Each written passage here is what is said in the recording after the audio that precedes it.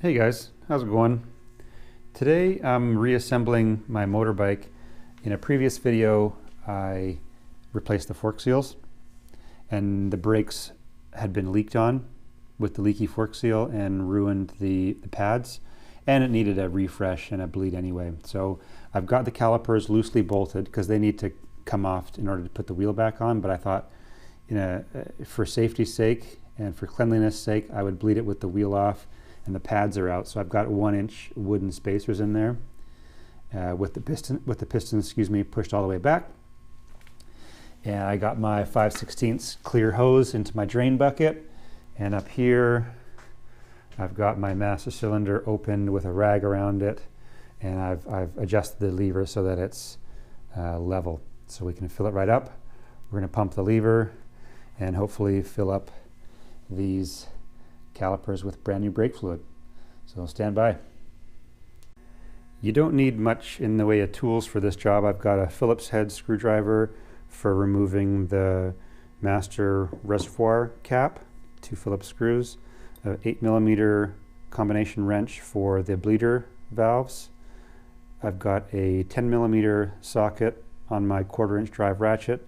That's for adjusting the brake lever for level. And then I've got a 12mm socket on my 3/8 drive ratchet for repositioning the calipers. And then of course new brake pads and the 5/16 clear line for the bleed. So back of the bike here, we're going to fill the master with .3.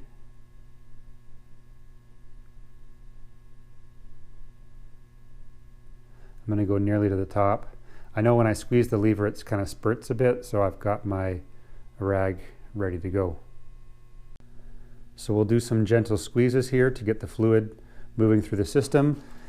I know in cars you're supposed to bleed the furthest brake first, so I figure if we're being specific, the left side, when you're on the bike, the left side caliper is further away and it has to go further through this splitter here. So we're going to bleed this one first, the left side from the rider's point of view. We'll bleed that and then we'll go to the right side caliper. Well, let's get started here. So just gentle squeezes on the lever. I should say I've got the left side caliper open, the bleeder valve open, and hopefully it'll start drawing in some fluid. And you should start to see some fluid as I keep pumping the lever. There we go. See some bubbles coming out. I'm going to keep pumping and make sure I keep the reservoir full up here. I'm going to keep pumping, and when the bubbles stop coming out, I'll lock that bleeding valve and move on to the next caliper. Always keeping an eye on this reservoir level up here. Okay, I'm going to tighten this one up, and then I'm going to leave them both tight and just see how the lever feels with those spacer blocks in there. Give it a pump. Terrible. Feels like there's lots of air in the system, but we're getting a bit of pressure now. So now we're going to install the brake pads into the caliper. Wheels back on, all bolted up, tightened, and caliper is off. We'll try it this way. So we're going to install the pads. So we've got new pads to go in. This could probably be done with the calipers mounted. I'm sure it could be done with the calipers mounted, but we're going to do it this way. There is a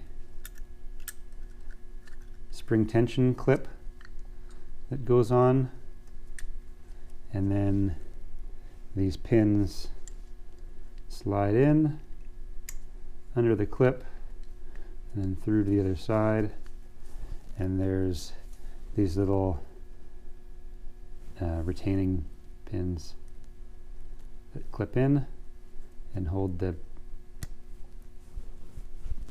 pad retainers in place.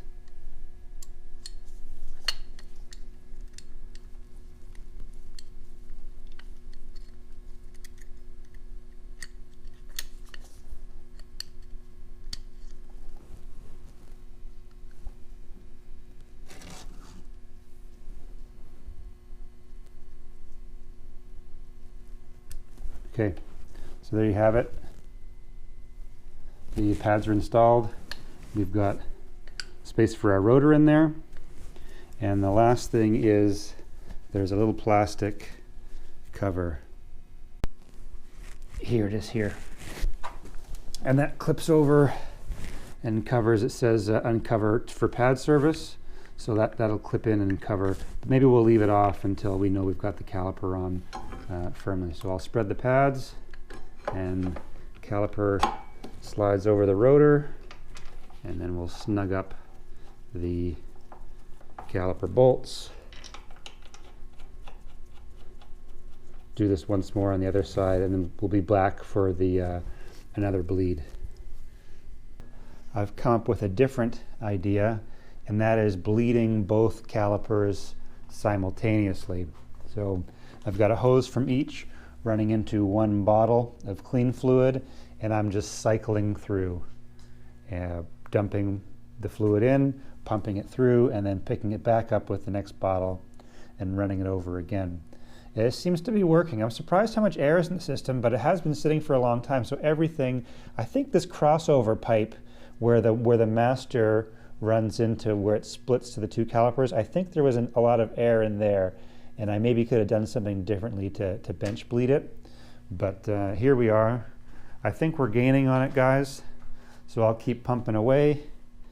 Can you see any air coming out? Oh, a little bubble there. But I think we're gaining on it. So I'll keep doing this, running fluid through it, and hopefully it'll be job done soon. So that's all it took, running the fluid through into this clean bottle and then back up top, and I ran through maybe another 500 milliliters or so, and the fluid came out clear, obviously with no bubbles. I've got a nice firm lever feel up here. That's good. And the last thing I want to mention before I go is putting the reservoir cap back on, because there's this sort of bladder top here, and it's important that there not be any air underneath it, because if the bike gets tipped over, you don't want to draw any air into the system. So I've got it full, nearly full, about the depth of the bladder lid, that's what we'll call it. And I'm going to just gently press down with my middle finger as I install the top, and you'll see some fluid sort of ooze out of the corner. That's what we want. Just like that. And now we can be more or less certain that there's no air in there. So as the pads wear and the fluid gets lower, it'll draw in this bladder top instead of, and we won't have air, you know, and if it were to tip over. I think you guys get it. Right on. Thanks for watching. Enjoy the ride out there.